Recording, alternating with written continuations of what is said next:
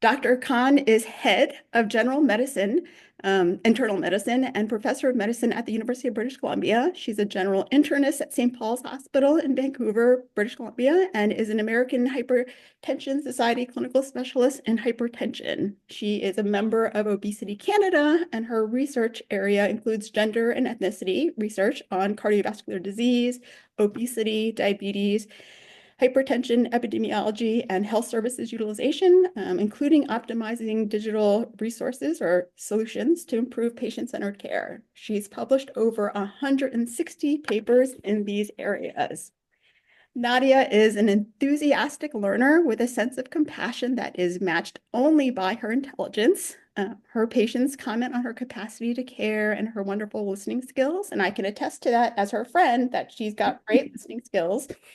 She's constantly striving to provide the best care for her patients, and is a true advocate for the health of the others. So I'm going to turn it over to Dr. Khan.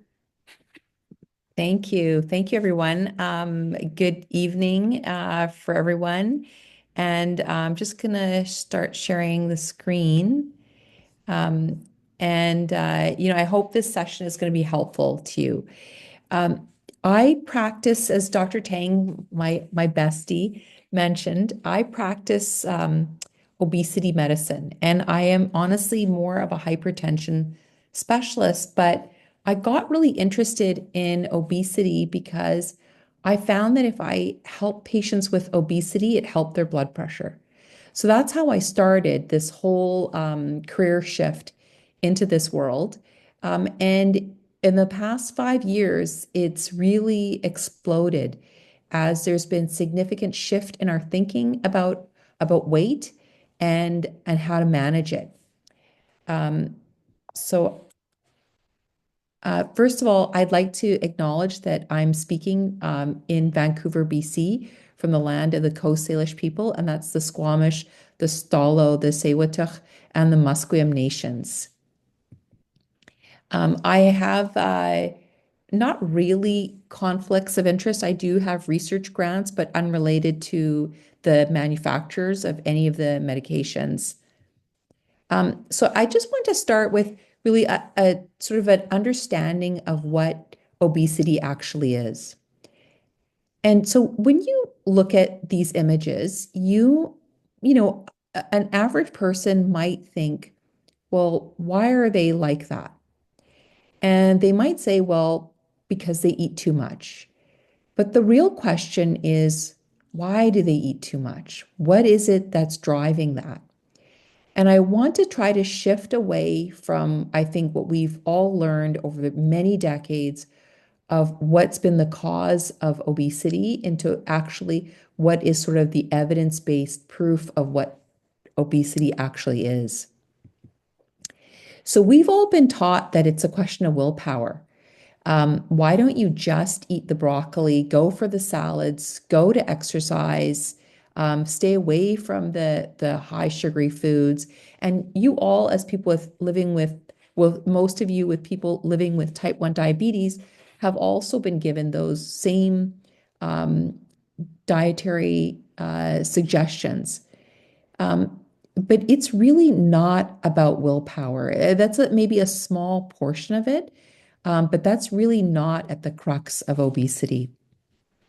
So, in our modern day society in 2025, we know that the types of foods that are available to us are very calorically dense, but nutritionally low value. And food is now what we call hyperpalatable. It's really altered so that the food is highly tasty, and if we could use that word, addictive. And now, even after the pandemic, we know food that was available to us at all times is now even more available 24/7 with DoorDash, Uber Eats, etc. Food is now incredibly available, and this high palatable food is incredibly available. So we know that this plays a role. Now, but it's not the full story, because you all see people that even in the same food environment, this obesogenic environment, some people don't carry extra weight, and yet others do. So, what is the difference? Why do some people carry extra weight and others don't? Well, it turns out that it's a lot to do with the gut-brain connection. And this is more of a biological mechanism for why people have the issue of gaining weight, even if they actually don't eat that much. So this is sort of where it all started. There were these mice that were discovered, and this is called the OB negative mouse. And these are two litter mates, so they're sibling mice. But scientists noticed that there were these mice that they would find, and that some mice would be, as everybody knows, scampering around, really active, jittery, um, and they would eat a certain amount. And then there were these other mice, which they identified had a gene missing, and they were the OB negative mice. And these mice actually, not only were they constantly eating, they were not moving. So they'd stay in one corner of the little cage, whereas all the other mice were acting like mice always do. And so they eventually isolated what was the gene that was deficient, and it was for a molecule called leptin. And we since learned that leptin is a powerful hormone, and a hormone is just another sort of fancy way of saying a chemical produced by the body that goes into the bloodstream. And so this leptin hormone went to the brain and signaled that we were full. And they actually found that these mice, and in fact some children, were born with leptin deficiencies. And if they gave them leptin, then the mice actually returned to what would be considered an average weight. And even children that were born with this leptin deficiency would return to a normal weight just with giving them leptin. So then that really uncovered for us what is the genetic contribution of obesity. And so this is a picture of identical twins on top and non-identical or fraternal twins on the bottom. And you can see on top that identical twins, they have very similar height, they have identical weight, and they even distribute their adipose or fat in the identical locations. Not as much for siblings who are not identical twins, but still we find that next to height, weight is the most inherited biological characteristic that people have. So how much weight you gain, where it sits on your body, is all to a large degree governed by your genetics. So how does that work? Well, we know that there's a center in your brain called the hypothalamus, and this is kind of like our own body's thermostat. It regulates very sort of basic functions. And I don't know if you can see I don't think can you see my cursor? Okay, so this is in this part of the brain is the hypothalamus. This part of your brain is the sort of higher executive functioning of your brain. That's the part of your brain that said to you, okay, this Zoom call is scheduled at this time, and I have to juggle this if I'm going to make it on time. So that's that part of your brain. But this is more of a basic part of your brain, and it controls appetite regulation. And there's two basic types of cells in that part of your brain. One are cells that make you hungry and make you want to store whatever it is you're eating. And another cell type, nerve type, that says we're actually very full and we don't need to store what we're eating. So people are born or hardwired with more of one than the other. And so some people, for example, if they have more of, say, this type, which is called POMC, and it's the type that makes you feel full, it sort of turns on fullness. They can eat whatever they want, and they, first of all, probably won't eat that much, but whatever they do eat, their body will burn it off as heat energy.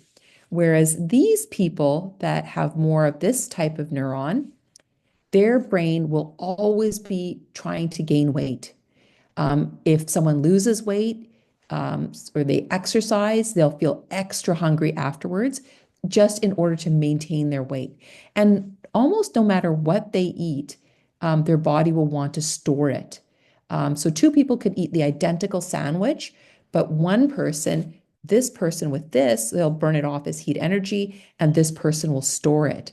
And so it becomes very tricky to try to lose weight because your brain actually thinks it's starving all the time and thinks that there's no food coming tomorrow or the next hour. So it's always trying to gain and store weight. Now, the thing that I emphasize to my patients is this is like your hair color and your eye color and your height, it's inherited. So this is also inherited, and that means it cannot be changed. So whatever you have now will likely be with you until you're deep into your 70s. But is there anything that we can do if we cannot permanently change this? Well, these two types of switches, as I call hunger switch and a fullness switch, they receive signals from all different digestive organs in the body, and it says we're full or we're hungry, and it turns one on and shuts the other one off.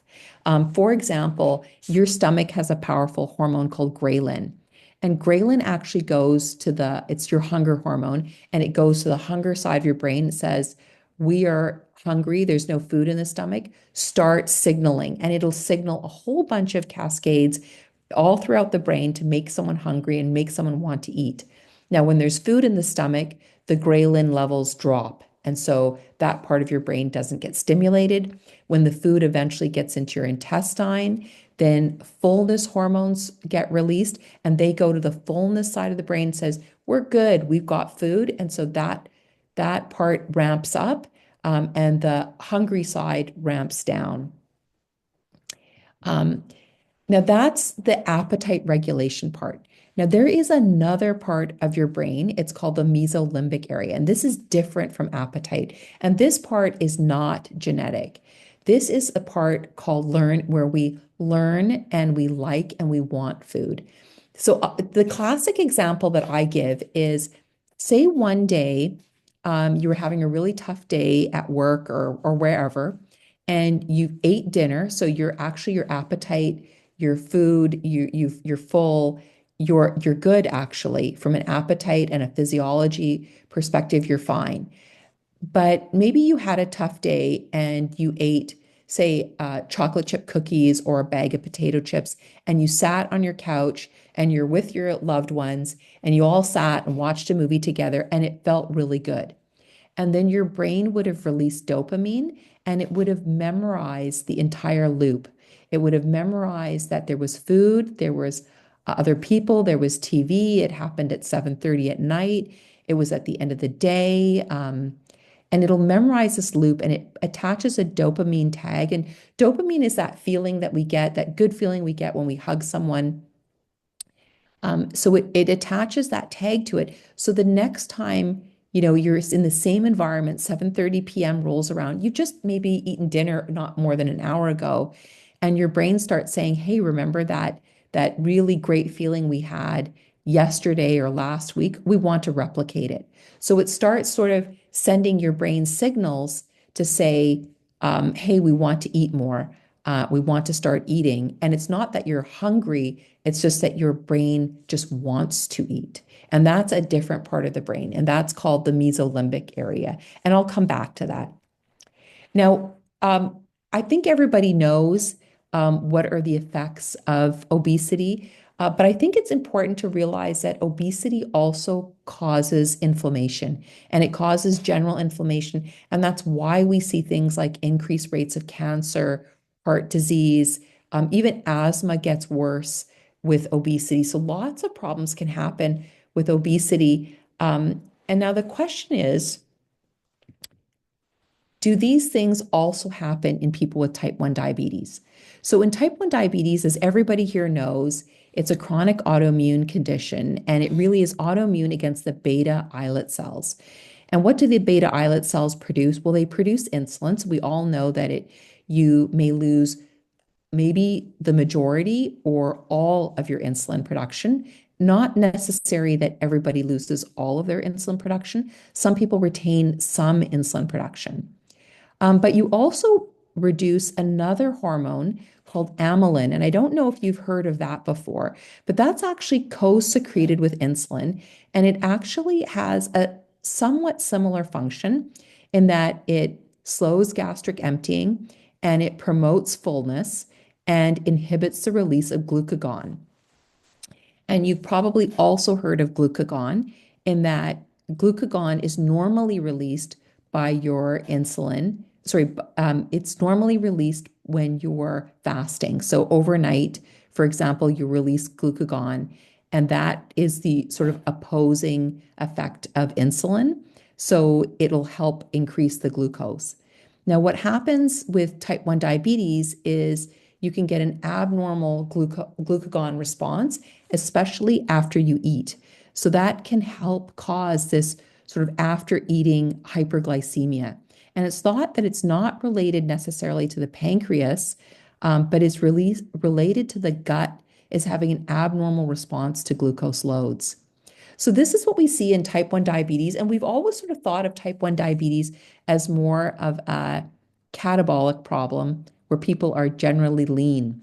But in fact, that's not actually the case. We see more and more people have both type 1 diabetes and they can have the same issues of obesity. They can inherit the same genes that I talked about and develop insulin resistance. So this then becomes a vicious cycle because when people develop insulin resistance, they need more insulin. And exogenous insulin, or the insulin that you inject yourself with, it's a bit different than the insulin that your pancreas would make. And the way that it's handled in the body is also a bit different. So it ends up causing extra weight gain and causing you to also build protein. So it ends up with more and more weight gain, which causes more insulin resistance, more insulin use, higher and higher insulin uses. And then people can end up with what's called double diabetes. And I don't know if you've ever heard of that term before, but it's the term when someone has type 1 diabetes and they also have insulin resistance, like type 2 diabetes. And this makes it harder for people to control their glucose levels, and they increases their risk. As I told you, it causes inflammation. So it increases your risk of things like cancer and cardiovascular disease on top of what type 1 diabetes would. So this is sort of the vicious cycle that people can be in. Now, what about obesity treatments? Now, I'm sure you've heard of these obesity treatments. GLP-1 is one, and the G in GLP-1 is glucagon. That's why I want to relate it to the type 1 diabetes. So it's called glucagon-like peptide, and it causes people to release more insulin, but only in the setting of hyperglycemia. So it only responds to hyperglycemia. And that's why people without diabetes can be on GLP-1 and they don't run into hypoglycemia. It also suppresses glucagon in the pancreatic alpha cells when glucose levels are high or normal. So that's another positive thing in trying to maintain postprandial or after eating high spikes in glucose. It slows gastric emptying. And the function of that, slowing the gastric emptying, is important because when it slows the transit of food in the GI tract, it gives you more time for the GI tract to release more of these hormones that cause fullness. And then it promotes weight loss, not through insulin, but through the direct actions on that part of the brain that I was talking about, the hypothalamus. And it therefore will reduce overall body inflammation and oxidative stress, which led to all those problems I was talking about: cancer, cardiac disease, asthma, lots of arthritis, like lots of conditions. And GIP is another hormone also produced in the GI tract, in the intestines, and that actually stimulates glucagon release. It promotes weight loss also through the hypothalamus, but it also has this very interesting function that it makes your white adipose tissue more efficient. So it has really interesting effects on people that have a condition called fatty liver disease. That was the old term. Now we call it metabolic associated liver disease. So these are these two drugs that we use now all the time in people with type 2 diabetes and for people with obesity without diabetes. And then you can see here GIP, GLP, that's the drug that, for example, Elon Musk uses for his obesity. And it has less nausea, less side effects compared to other GLPs, but I'll go into that in a little bit more detail. But it has widespread benefits and widespread effects. Um, Now, what is the possible benefit of these drugs, GLP or GIP hormones, on people with type 1 diabetes? Well, theoretically, because it can help with weight loss, it could help reduce insulin resistance and then, therefore, also reduce insulin requirements, improve time in range, glucose properly time in range. And it could also, if we had more glucagon release, could also reduce risk of hypoglycemia. So those are the possible benefits with type 1 diabetes. But what does the research show? Because there's a lot of research in type 2 diabetes showing all of these benefits and also in people without diabetes. So there's actually very few studies in type 1 diabetes, but the good news is that more are coming. So what does the data show so far? So there was two randomized control trials, and those are the highest quality of evidence studies. They were with almost 1,400 patients with type 1 diabetes, and it was giving a drug called liraglutide. And liraglutide for weight loss isn't as powerful or potent as Ozempic or Mounjaro, but it still has an effect on weight loss. And they noticed that they did see some mild to moderate improvements with A1C, improvements with time in range, but they also noted increased hypoglycemia and hyperglycemia with ketosis, but not full-blown DKA. Since then, another randomized control trial was just published just in the last couple of months of 28 patients with type 1 diabetes. This was a study done in Montreal. But this time, instead of patients that were just on insulin or capped insulin amounts, they had an automated insulin device, like a insulin pump, something to help manage and adjust insulins according to their glucose levels. So when these types of patients with type 1 diabetes took semaglutide, which is Ozempic, they found that there was some modest reduction in A1C. Their insulin requirements dropped, but they did have but they did not have much in the way of hypoglycemia.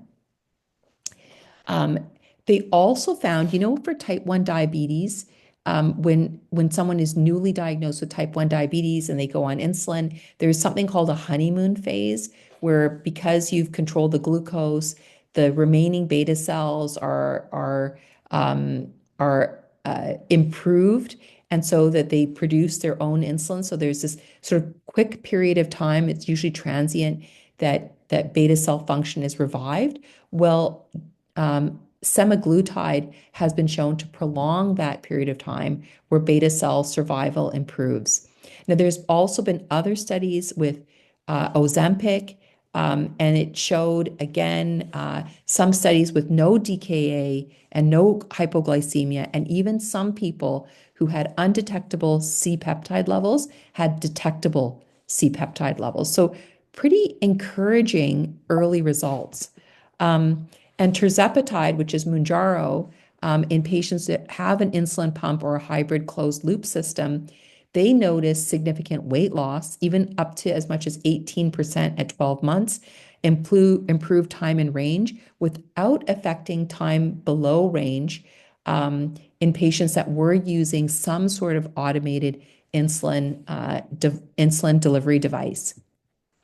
So the issue with the studies right now is that the randomized control trial did show hypoglycemia, did show some euglycemic ketosis, but not full-blown DKA. So it's made people a bit weary, and so it has not received FDA or Health Canada approval for people with type 1 diabetes. But now more studies are coming out in patients that are able to adjust their insulins more in an automated fashion with these automated insulin delivery devices. And those ones are much more promising, showing less hypoglycemia and weight loss, improved time in range, and not really any significant ketosis development. So currently, the studies are of short duration, and they have not yet examined other issues. They've looked at hypoglycemia, but not really looked at the other issues that came out when we studied large groups of people like pancreatitis, gallbladder problems, skin reactions, or muscle breakdown or muscle loss, or the development of worsening retinopathy. So that yet has not been studied in a type 1 diabetes population. But I do think that these studies are going to be coming very shortly. They're also underway. And I think what we're going to end up seeing is that these drugs will be eventually found in some sub populations of people with type 1 diabetes, that the benefits will outweigh risks of hypoglycemia. So I'm happy to take any questions. Hello, Hi. my name is Fatima, Yeah. and I have type 1 diabetes. I'm from Iran. And when I was Iran, my doctor prescribed me with the first generation of the same medicine named Mhm. Gelitide, and Yes. I used it for a short period of time, and it really had bad side effects for me. I always had nausea. I couldn't eat anything, and I wanted to see that whether if Ozempic or similar medications here have the same effect on people or not. Great question. So liraglutide, the one that you mentioned, is not as effective for weight loss, but all of these medications, the tirzepatide out of all the three have the lowest amount of nausea, but they all can cause nausea. And typically what we do is we start at a very low dose and then go up on the dose very slowly. And that helps because most of the symptoms, the GI symptoms, the nausea, the stomach upset, diarrhea, constipation, those typically go away within 3 months, and they're usually pretty mild. So they are well tolerated in general. Now, what about for type 1 diabetes, especially if people have some gastroparesis? So there are studies that show that gastroparesis can worsen, and some of these symptoms mimic gastroparesis. So in patients with gastroparesis, these medications may make things worse and it may not be worth it and would have to go for other types of options for weight loss. But for people without gastroparesis, without more of the autonomic nervous system problems, most of these side effects should be mild if taken at low doses and should go away within the first month to 3 months maximum. If you have symptoms beyond 3 months, it's likely that it's there to stay and you'd need to switch to another type of therapy. Thank Okay, you. we have sorry, thanks, Fatima. We have a question from Elaine. Hi, yes, this is Elaine. My question is, at what point do you want to consider going on medication? I'm kind of a little bit, I think my body mass index, I think, is slightly above the normal at like 26. So I'm not too sure, like, should I be but then I also have a higher cholesterol as well, take Mhm. cholesterol medication. So I was thinking like if I lose some weight, will that help with cholesterol and just managing both my blood, I guess my glucose and also my cholesterol? At what point do you say Yeah. like, okay, we should go for it? Because I don't want to be one of those people that go for if it's not necessary just to look good. I rather be Mhm. kind of more on decision based on health. Yeah. Yeah, I think that's smart. Now, I will say that these drugs are not yet approved for people with type 1 diabetes. So that is a really important point. In general, for people, we usually target, because the trials did, a BMI of 30, but BMI is not a very good measure. So I really like what you've said about it's about health. So in the trials, they also looked at a lower BMI that would have been in quote unquote the overweight category. So a BMI of 27.5 or over if they had a an obesity-related health complication, and having high cholesterol is definitely one of them. So typically people will prescribe these medications for someone with a BMI of 27.5 and a health-related complication.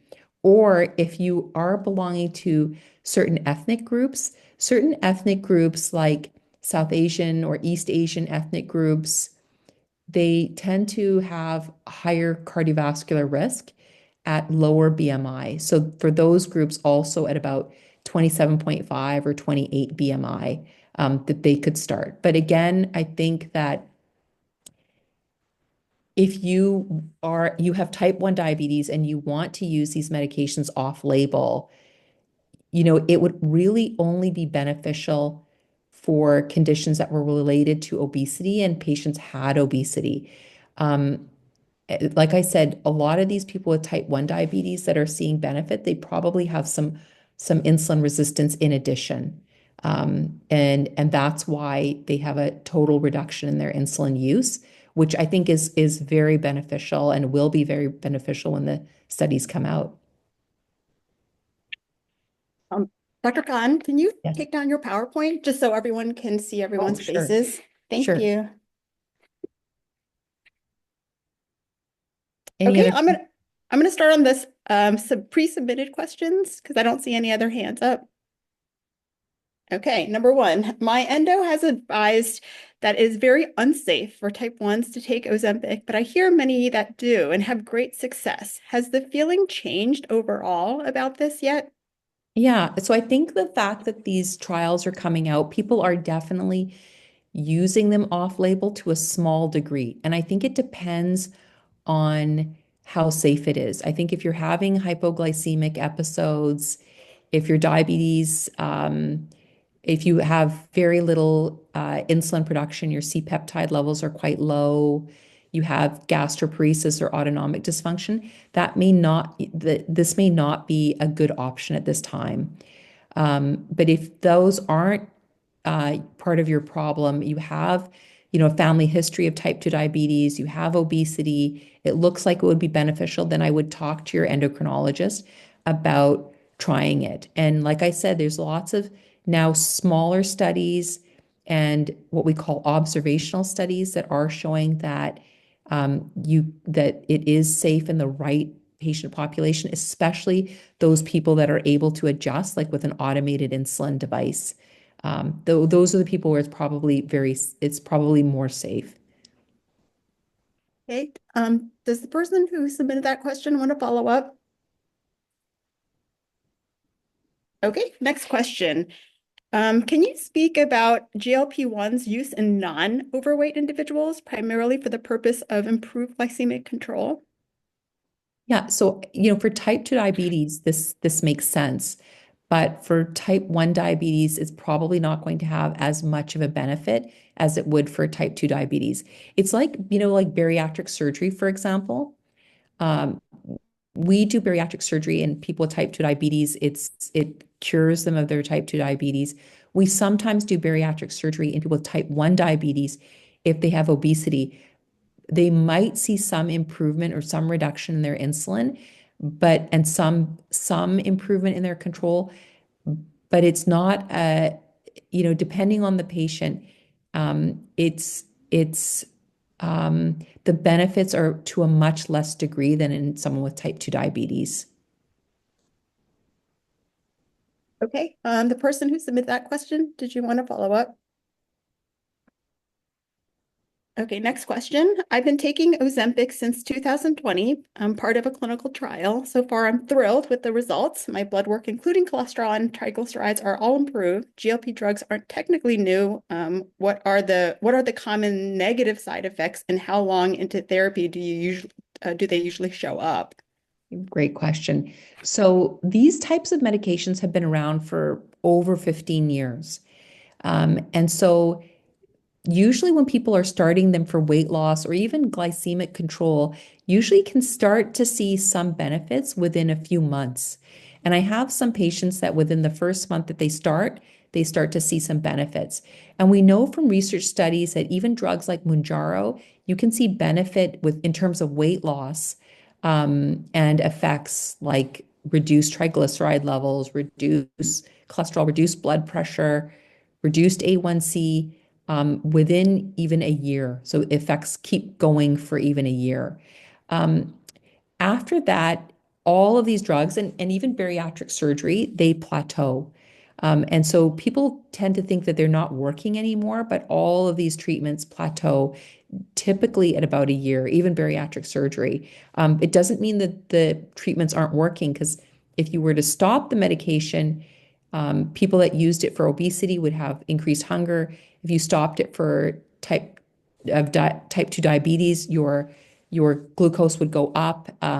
And so a lot of the benefits would reverse, and that's typical of what we see. So you have to keep on it, and you can start seeing results as soon as 3 months.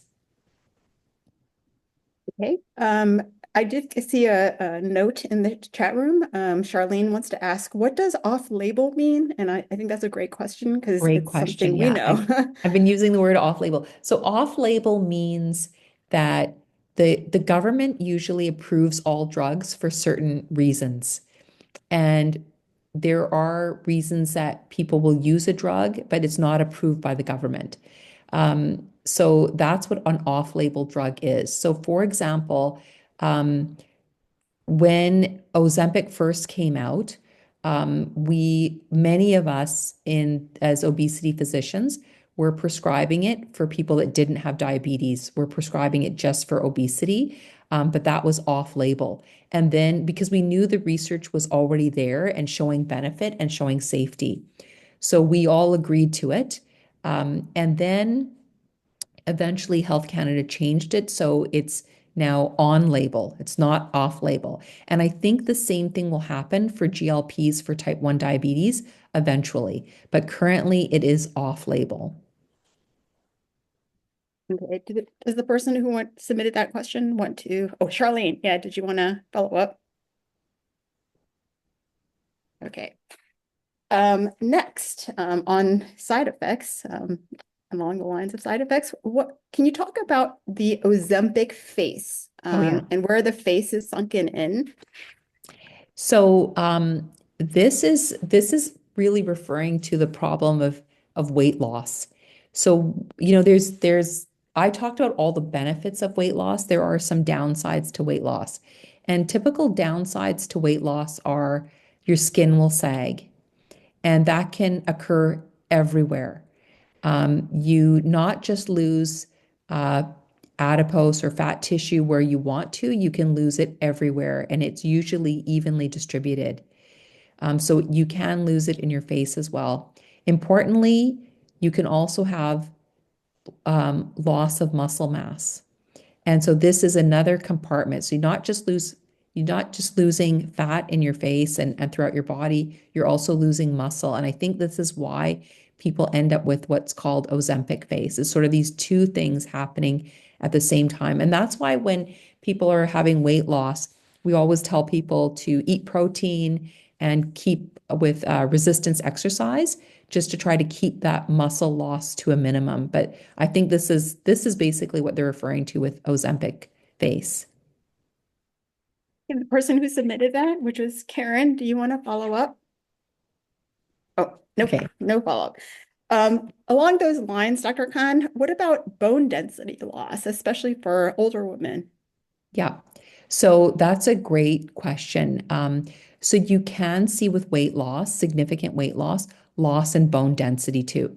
And that's why these medications are usually not given to women who are in their, say, mid 70s, because the harms potentially outweigh the benefits. We know that as people get older, like into their 70s and 80s, their appetite reduces anyway, and they tend to have weight loss. And their what's called frailty can increase, and frailty also means loss of muscle mass and bone loss. So that's why we typically say this is long-term therapy, but it will stop probably when people are in their 70s. And everybody's an individual. Like I have some patients that are 75 and they're not frail at all. Like they're super strong, super fit. So you have to look at people as individuals, because some people who are in their 70s aren't in danger of frailty, but the most or many are. Okay.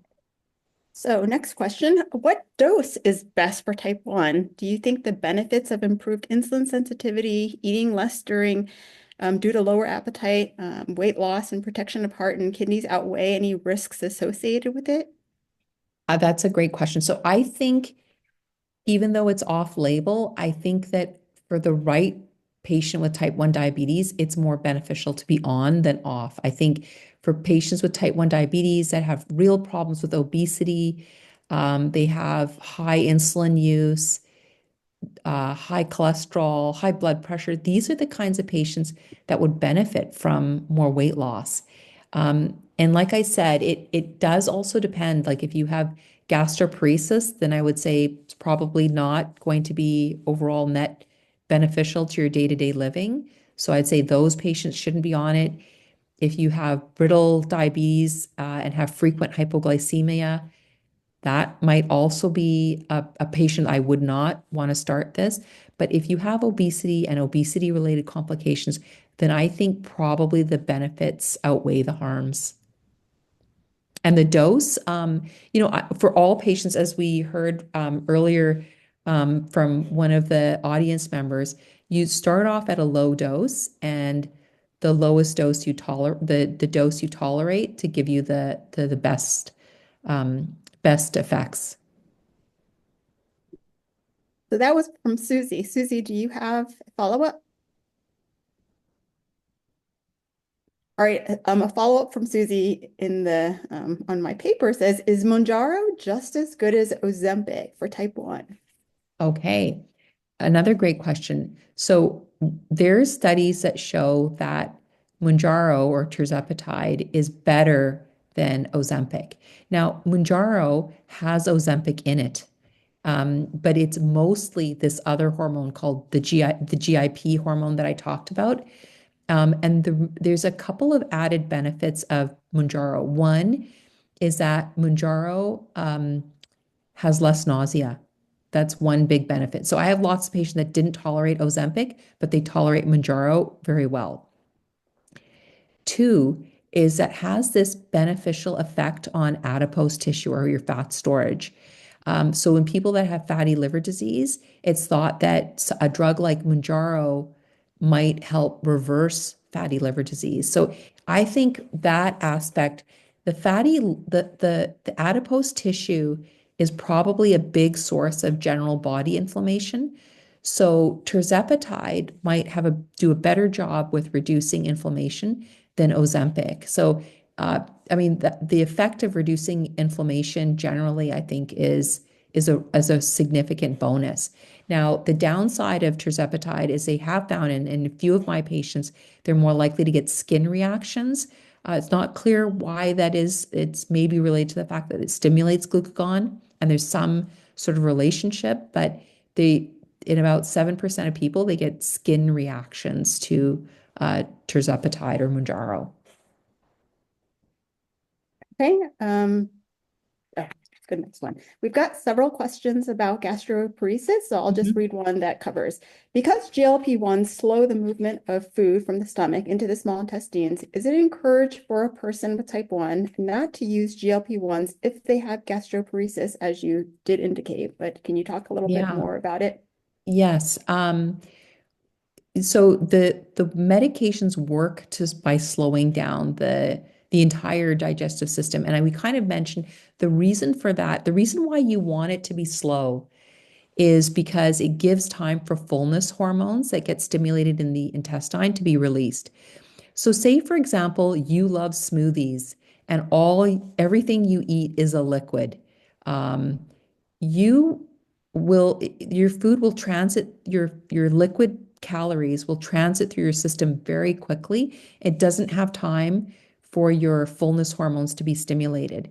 So that sort of liquid calorie diets or these sort of rapid transit diets, heavily processed foods, they also transit very quickly.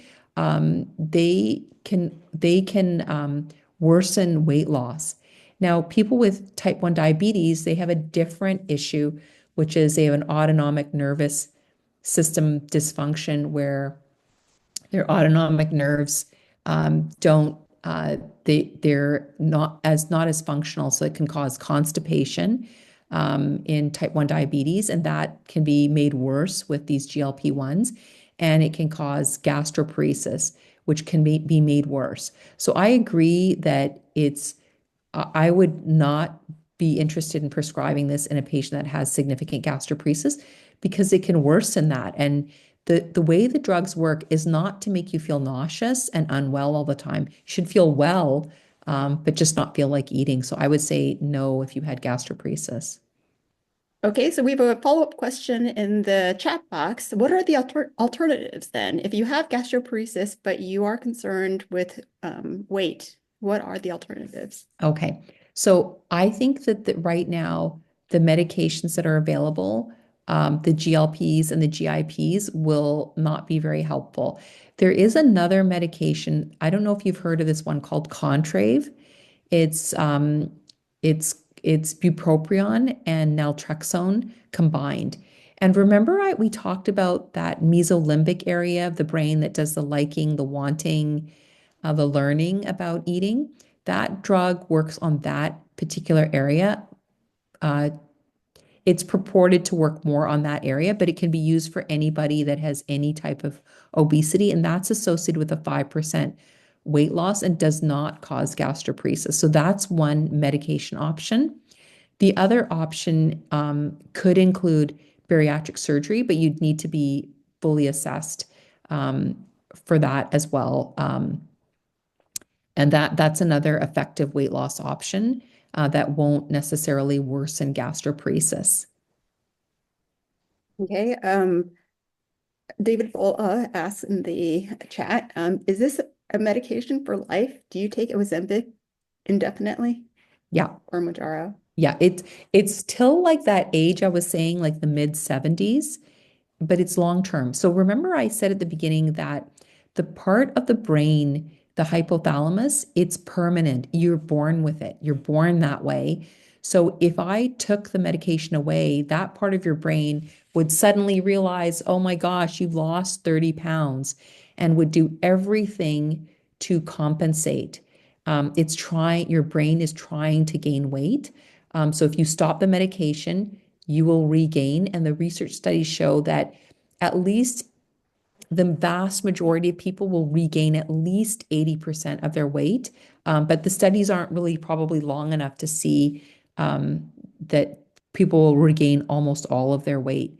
The problem that I find that is not reported in the research studies is I have a lot of patients that have great success with Ozempic. They lose a lot of weight. And then at one point they think because they've plateaued, that it's no longer working for them. They think like, I'm still hungry sometimes. My weight, I haven't lost any further weight. It's not working for me. So they stop the medication.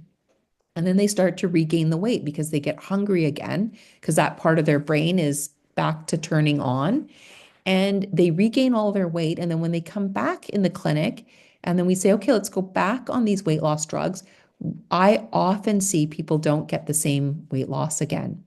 So I encourage that when people start these drugs, don't start unless you think you can continue for decades, because that's how long you would honestly need to be on them.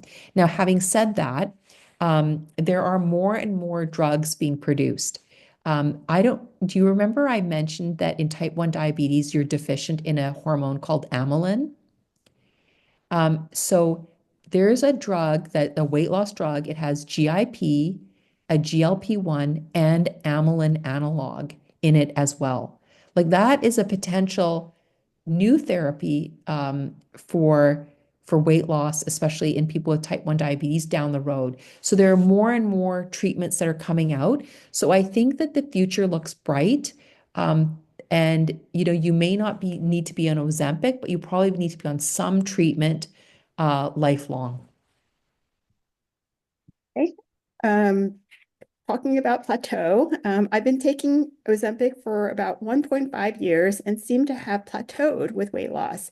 I take 1 cc every 3 days. Do you have any suggestions? I've been a type 1 for 56 years and I really want to lose another 15 pounds. Okay, so if you're on like 1 milligram dose of Ozempic, so it is very normal to plateau. The options when you plateau are going to a higher dose. So the total dose can go up to 2.5 milligrams. So you can take a higher dose, and the higher the dose, the more the weight loss. The other option is switching to Mounjaro. And Mounjaro has better weight loss than Ozempic and also goes up in the dose. But unfortunately, the drug company has just recently hiked up the price of this drug, Mounjaro. It's at the full dose, it's like $800 per month. It's astronomically expensive. So if your drug plan covers it, that's an even better option. Great. I did, so there was, can you just talk about the clinic you work for? Just in case people would okay. like to follow up with you with any of these questions. Yeah, I work at a clinic where there's a lot of doctors like me that practice obesity medicine, and it's called Revolution Medical.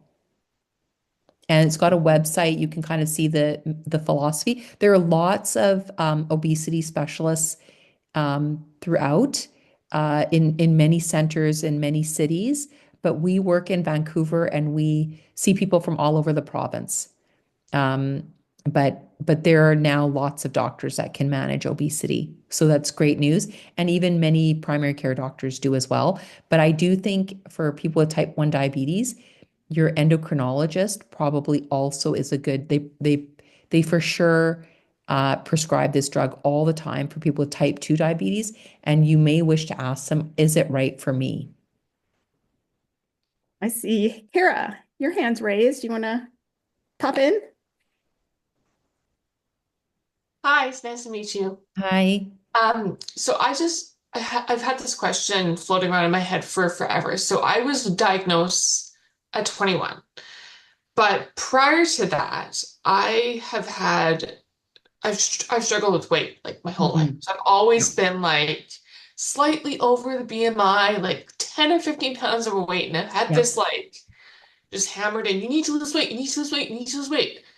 Well, enter insulin, then Yeah. I'm even like it's Yeah. I Very cannot for the difficult. life of me because I also have the challenge sometimes of trying to work out with all the great intentions, but then I have to stop because low blood sugar, need to do all the other things. Like, is there an out for someone who's not like requiring more obesity, maybe necessarily intervention, but like, is there something I can do? So I think, it sounds like since it started very early for you, it sounds like it's a genetic issue. Mm, So it sounds like there was bad luck with the type 1 diabetes, but you've inherited like a type 2 diabetes phenotype, yeah. like brain as well. Yeah, that's what I Um, was thinking when you were doing that little tidbit. Because like my on my mom's side of the family, everyone's super, super thin. And so yeah, both my sisters are. yeah, I am not. And I've always had this like from my primary care. You need to lose weight, you need to lose weight, you need to lose weight. yeah, which is, I try and I yeah. cannot. Yeah. The reason why you can't lose weight is twofold. One is that the insulin that you take, it's, your if if your pancreas was working and your pancreas produced insulin, then that insulin actually can help you, doesn't cause really weight gain.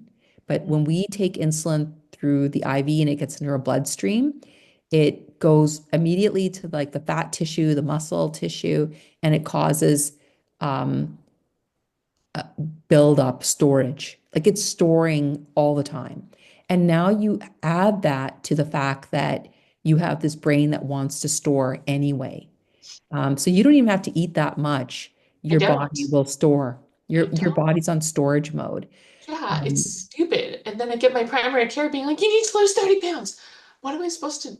I try. I cannot. I was on Jenny Craig once and I was able to lose 15 pounds before I got diagnosed. But then that whole thing started Yeah, afterward. yeah, and all those diets like Jenny Craig, you name it, they work temporarily, but Yeah. everybody has these weight cycles. So, and that's Yeah. why all of these treatments, like when people go on these treatments, it's like I said, it's a switch.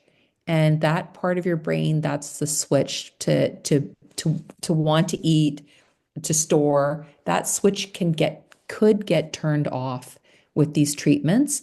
And then you don't have that, what we call, you probably heard of this term, food noise. Mhm. You don't have that noise going on. And then it becomes things like changing what you eat become very doable because you're not battling this part of your brain that is fighting day and night for you to gain weight. So that's, to me, I have a lot of patients that they sort of say that it's like a switch, and they didn't realize, they always didn't believe it, but when they started it, they realized how biological it was. So I think those are options. And again, I would go talk to your endo if you have an I do, endocrinologist. yeah. Okay. Or get referred to an obesity specialist about how to manage it, because there's a reason why millions and hundreds of millions of people around the world cannot lose weight. It's not because of willpower. It's not because you're not doing something right. It's Yeah, because your body and the insulin is conspiring against you. well, then I always get from my parents, we'll do this, we'll do this, we'll do this.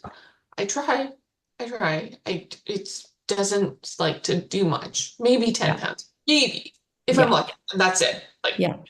It's good, it's good that we're having these kinds of conversations, because people, for, even me as a someone who did medicine, I was also taught the same thing, the same myth and the same wrong information, which is it's basically willpower. But it turns out it's not willpower, it's biologic. It's like trying to, why don't bother taking insulin, just control what you eat. Like, that's not possible. And no one would ever dare say that. This is the same boat. This is the same idea that it's a health problem. It's not a willpower issue. Sorry for Okay, my so soapbox. no worries. It's 7 o'clock, but Dr. Khan can stay over for 15 minutes. So those of you who need to go, we won't be offended. And those of you who would like to stay and continue asking questions, we welcome that. Maya?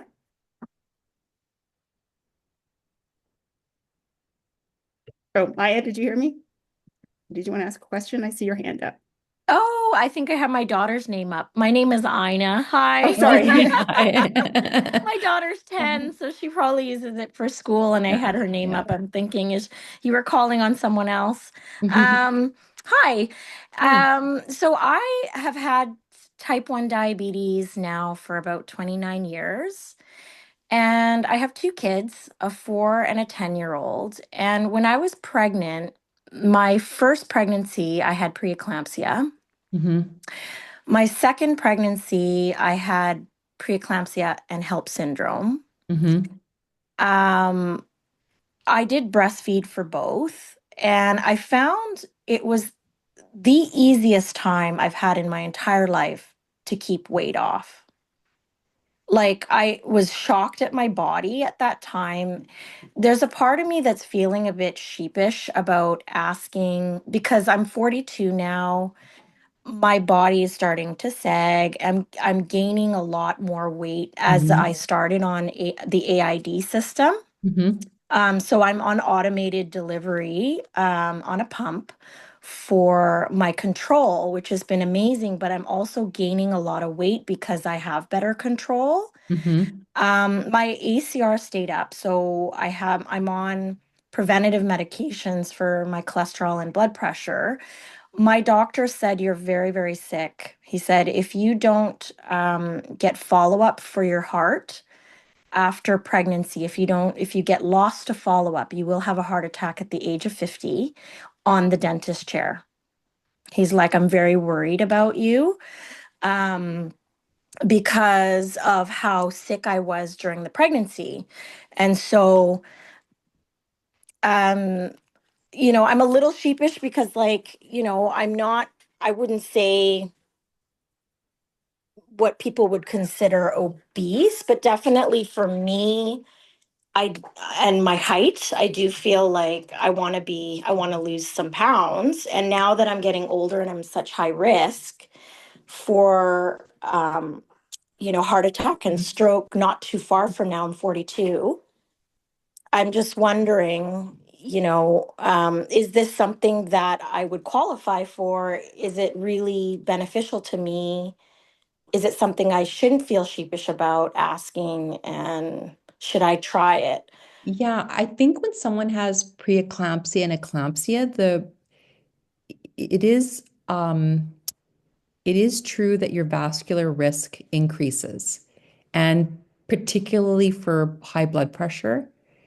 So I think like the number one thing would be to make sure that your blood pressure is under really great control, like somewhere in the 120s for the systolic and somewhere in the 80s to 70s for the diastolic. I think that's the number one thing if you want to prevent all of those problems that doctor mentioned. I think if you do that, that will help you tremendously.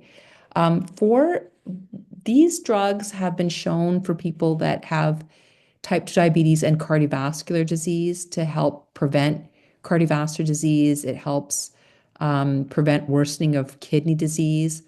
All of those endpoints, I would imagine that would be the same benefit in someone with type 1 diabetes, but we don't know yet. So I think that would it help you? If you, again, if this was an obesity related complication, say your BMI, I don't know what it is, but if it was, say, 28, 29, then I think that that would be very reasonable to talk to your endocrinologist about whether it would be right for you, especially because you're on the AID. It's a bit safer, like you're less likely to run into hypoglycemia. If you don't really have that, then it may not have as much of an impact as we would want. But I think at the bottom line is with people with preeclampsia and eclampsia, it's a blood vessel problem. So it's the blood vessel you have to take care of. Right, because I feel inflamed most of the time. And like Mhm. when I was breastfeeding, I don't know what it was that made it, my weight, it was just, I never felt like that before. Yeah, It kept the weight off. I felt great. But when that stopped, the weight just piled on, and it's continuing now as I get older to get worse and worse. And yeah, being in the gym, I actually feel dizzy, and I don't know if it's because of the medication I'm on. And I'm very sensitive to the insulin after, so with yeah, the hypos. So the AID is helping for sure.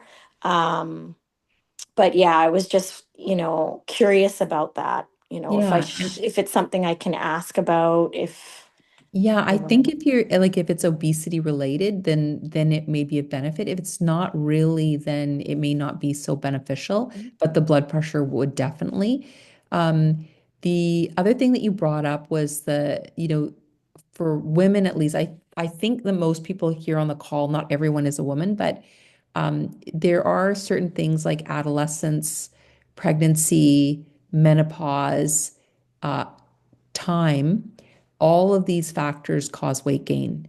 And that's what we typically see. Even after you reach about the middle age, like in your 40s, it's on average, people gain 1 pound per year. That's on average, just with increasing age. You add pregnancies, you add trauma, you add injury, you add adverse childhood experiences, your weight will increase. Like a lot of those things will add to that. But you highlighted the fact that it's very common after pregnancy for people to start gaining weight. Right. Okay, thank you very Okay, much. no problem. Okay, David, you have a question in the chat box. I can ask it.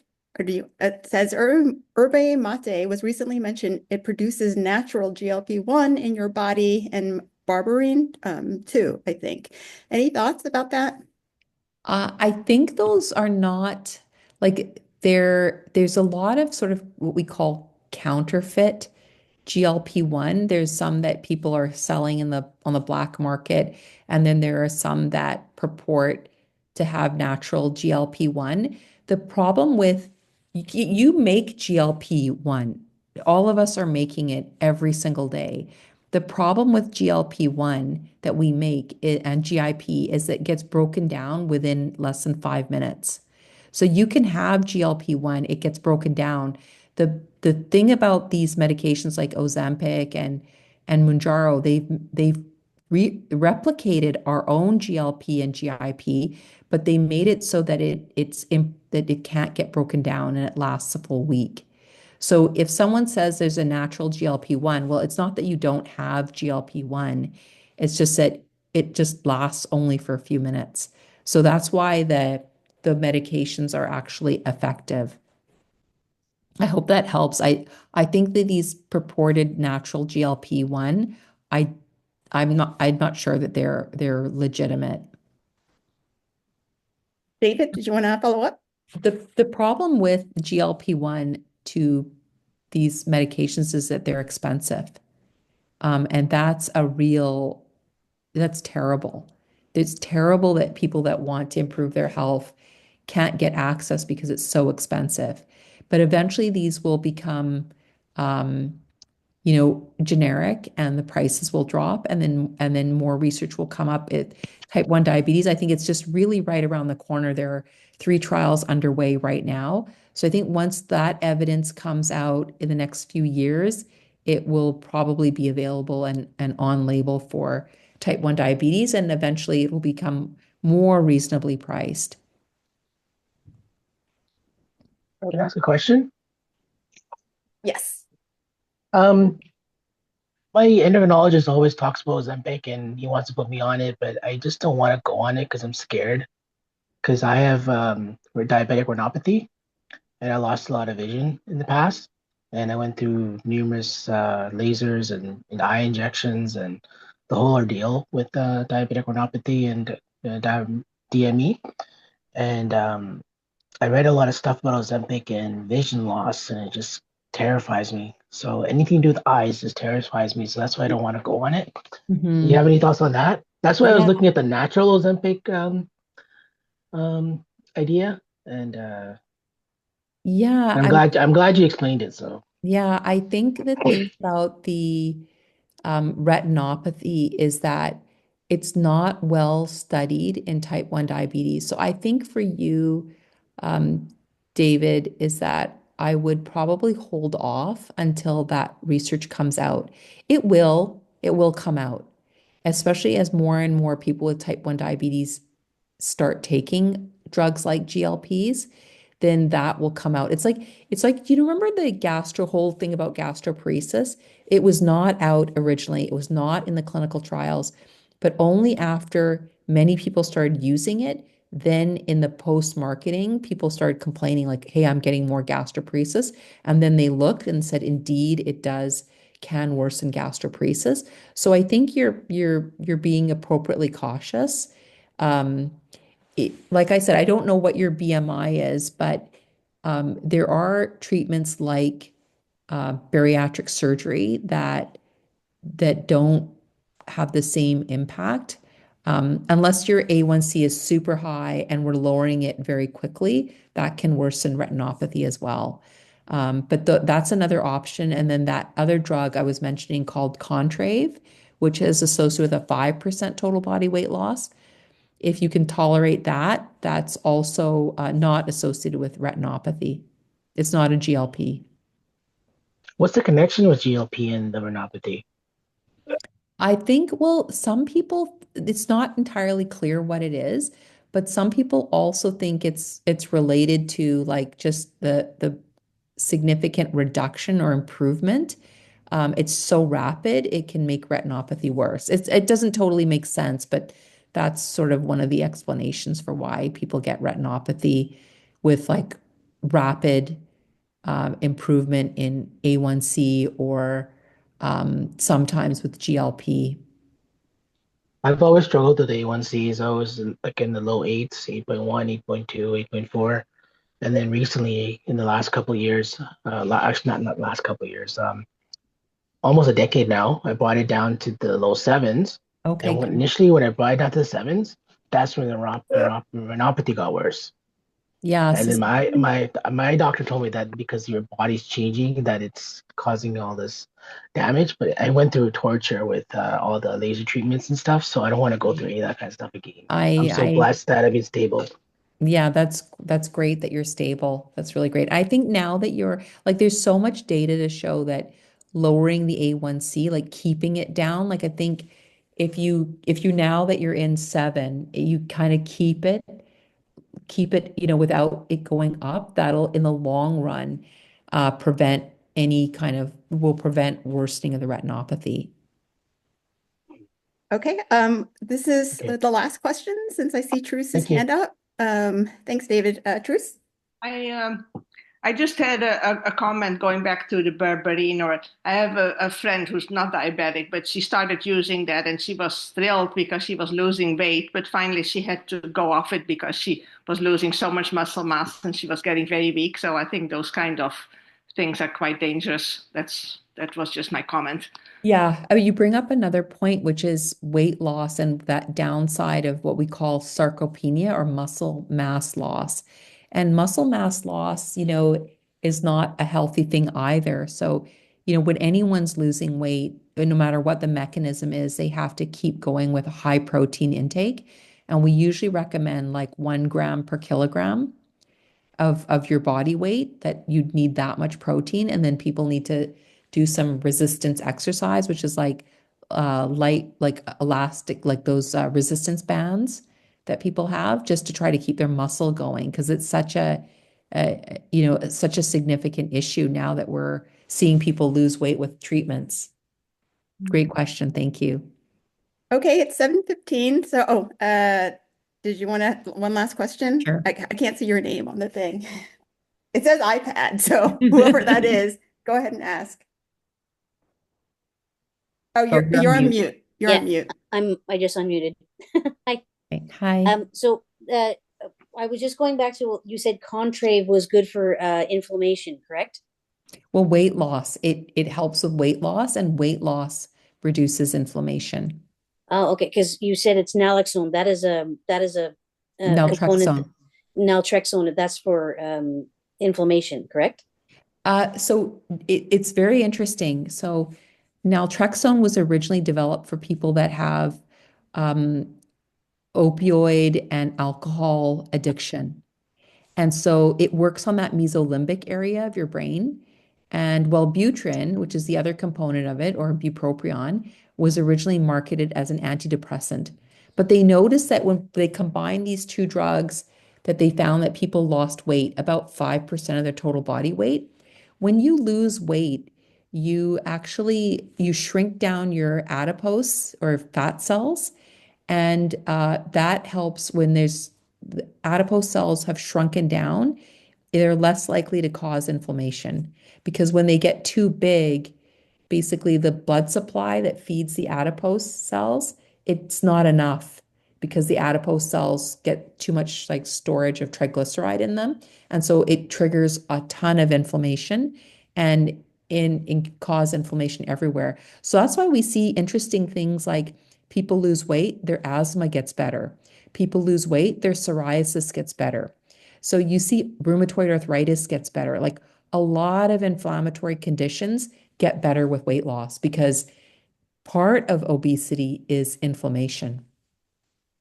But if your triglycerides are okay, then you're not really in inflammation. Yeah, so not everybody with, I have lots of patients that have obesity, but they're totally healthy. They have no inflammation.